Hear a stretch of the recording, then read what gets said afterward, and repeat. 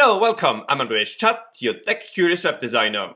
In this tutorial, we add the option to log into our web application using a Google or Facebook account. This is possible with OAuth, a protocol for secure authentication that lets users sign in without creating or remembering a password. But before we get started, if you like this content, give this video a thumbs up, subscribe to this channel and click the bell icon. This helps me to grow this channel and to reach more aspiring web developers. And if you want to support my work financially, you can subscribe to my Patreon page and get access to exclusive content. Thank you so much, I really appreciate you. Okay, and now without further ado, let's dive in. A big thank you to all my supporters on Patreon, buymeacoffee.com and on YouTube. To use social logins with Allauth, we have to install the social accounts extension. So here on the official website, I'll go to third-party accounts, introduction, and copy here the pip install command. And run the command in the terminal. And then I add this dependency to the requirements.txt file with our custom command npm run freeze. Okay, now let's add it to the installed apps, in the core folder, to settings.py, here inside the installed apps. I add here Allauth social account, and as first social account we will add Google. So I add here Google as the social account provider. Okay, save this file. Now let's do the migrations. And as we can see, this created now some social account tables in the database. Let's check it out. I start up the server, go to the admin interface in my local web application, and as we can see here, we have a new section for social accounts. As first, let's create an object for Google OAuth, where we store the credentials. So I click here on Social Applications, and add Google as the provider. Add a name, and for client ID and secret key, I use locally just dummy credentials, because I only need it to work in production. But we need to create this object not to crash the application locally. Alright, then click Save. And now in Settings, I add the configurations. I add here Google as a provider, and define here the scope, so what data we are requesting from Google. And I'm asking for profile information such as the name and avatar image and the email address. And then I add additional configurations at the bottom of this file. With this setting, we skip a confirmation page from Allauth and go straight to the social login provider. This setting prevents automatic creation of new users after successful social login. For this application, I want users to first register normally using their email and username and provide the birth date before being allowed to use the social login. With this setting, we do not require the email to be verified in our application for social login to work, because we are verifying the user's email address already on the sign-up page. These two settings are important when a web server runs behind a proxy server, which is the case with Railway, to correctly detect HTTP and HTTPS requests and prevent broken redirects. And finally, I also add a custom adapter to redirect the user to the sign-up page if no user with this email address exists in the database. Okay, save this file, and now let's create this adapter. I'm going to my users folder and create here the file adapters.py. On top we have some imports, so the default social account adapter, the immediate HTTP response, messages, redirect, and the get user function. Then I instantiate the user and define my custom social signup adapter class. And inside this class, I override the pre-social login function. First, I check if a social login was already created for this user, and if yes, I return the function. Otherwise, if the social login does not exist, I try to get the user object of the email address provided by the social account, and if also the user doesn't exist, I redirect the user to the sign up page.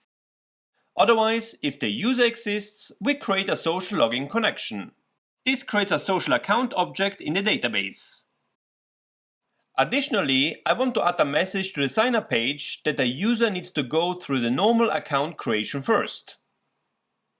And to prevent other messages from showing up as well, I fetch them here so that our message store is empty. Okay, save this adapter. And now let's display this message on the sign up page. So in the users folder, I'm going to templates, to account, and to sign up.html. And here, just before the sign up header, I check if we have messages and then display this message. Okay, save this file. And lastly, we add the link to our Google button. So I'm going to users folder and here to index.html. And here we have the section to login with Google. And I'm using here the provider login URL. The provider is Google, and I can also add the next parameter to redirect the user to the homepage after the successful social login. For this provider login URL, we have to load the social account. So at the top, we load social account. Okay, save this file. And now we're ready to deploy. The social account tables need to be migrated also to the remote Postgres database. We can do it manually from the settings.py file by setting Postgres locally here to true. Or if you use a Docker file, with this command it will be automatically migrated when deploying. I push the code to GitHub.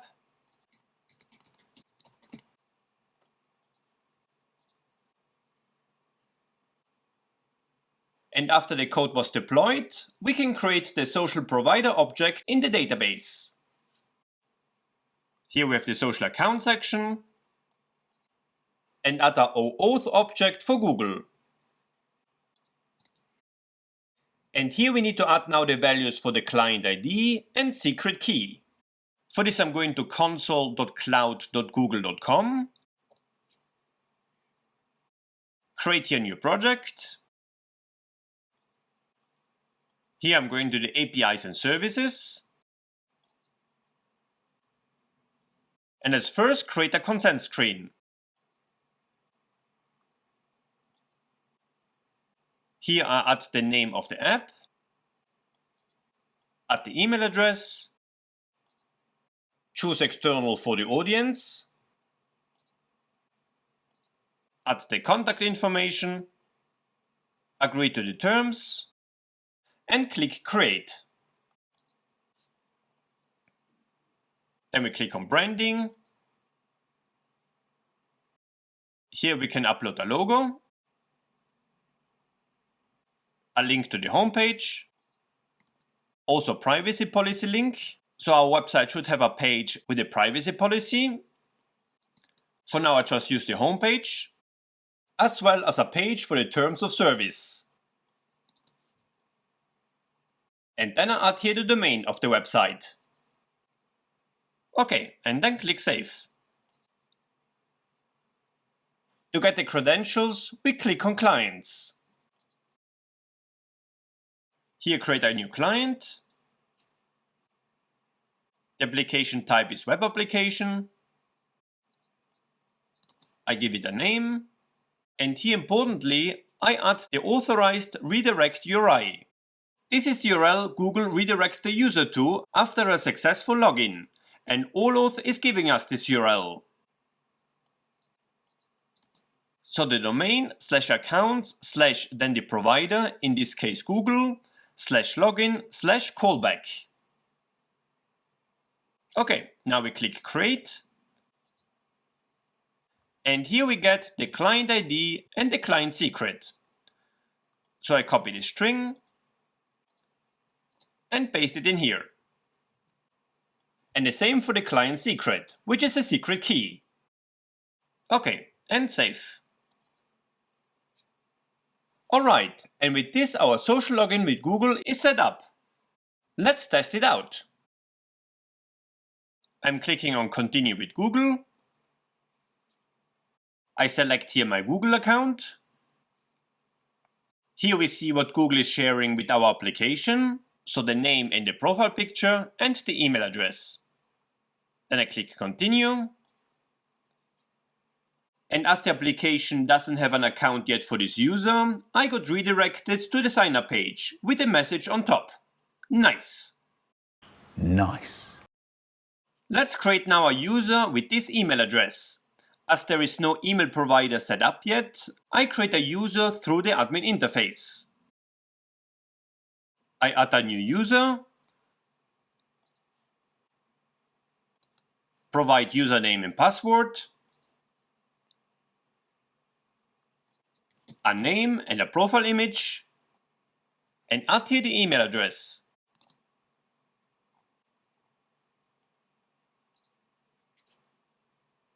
Okay, now this user is created. Let's test to log in again. I log in with Google. And as we can see, we got immediately logged into the account of the user with that email address.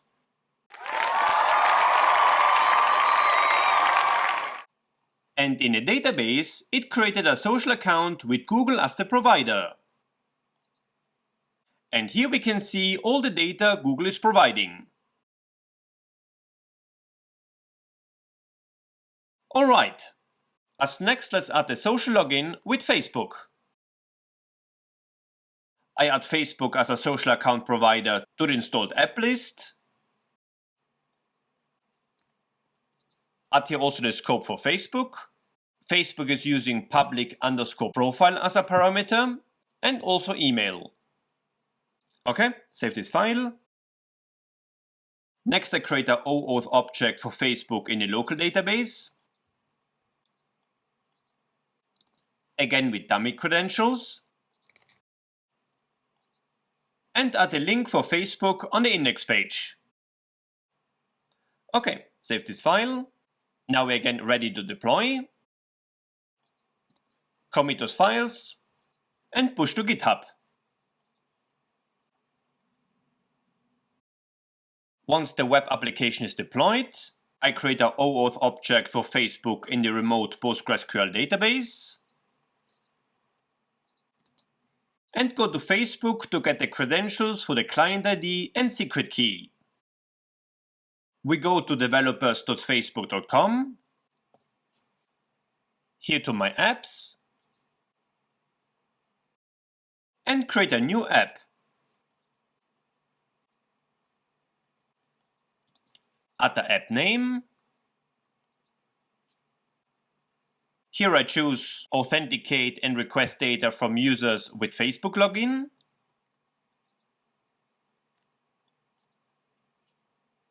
I don't want to connect to a business portfolio yet. But here we can see that in order to publish this app, Facebook requires a business verification and the app review. So Facebook makes it more difficult to create a social login right out of the box. However, we can still test it with the admin user. Then I click here Next and click Go to Dashboard. Then here in the app settings, we go to Basic. And here we get the app ID and the app secret. I copy the app ID and paste it to the client ID, as well as the app secret, which is our secret key. And then save. On Facebook, we add the app domain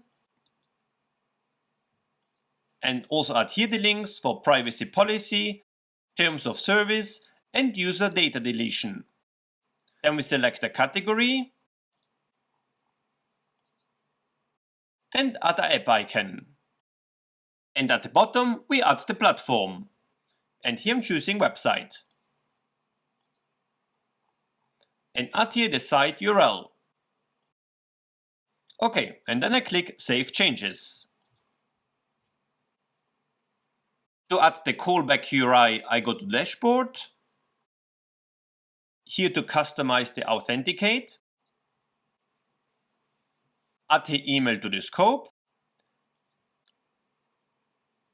And then in Settings, we find the section with the OAuth settings.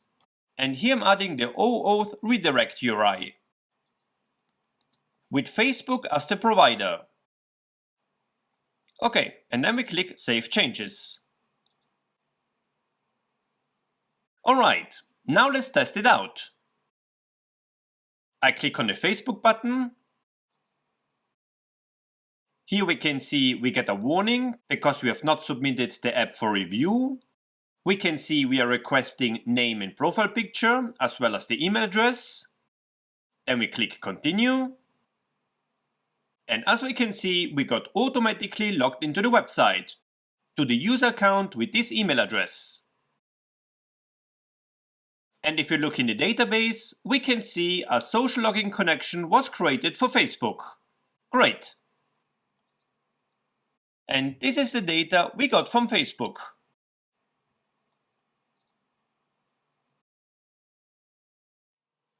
And this concludes this series on building a TikTok clone with Django.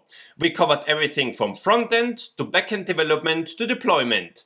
And now you have all the tools you need to start creating your own application. Good luck and stay curious, my friend.